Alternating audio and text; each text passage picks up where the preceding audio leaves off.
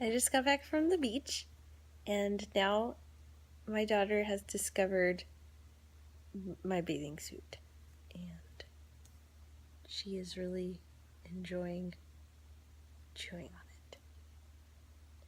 So I don't know how much longer I will have the ends of my bathing suit, because they're gonna look really stupid in about 5 minutes, and I'll never want to wear this bathing suit again.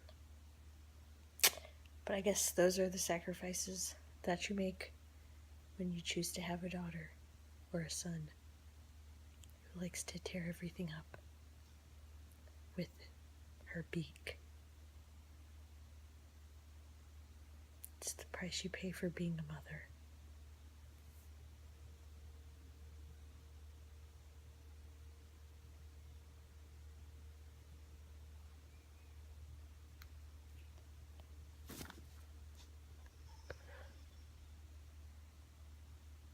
Tesla, what do you have to say for yourself?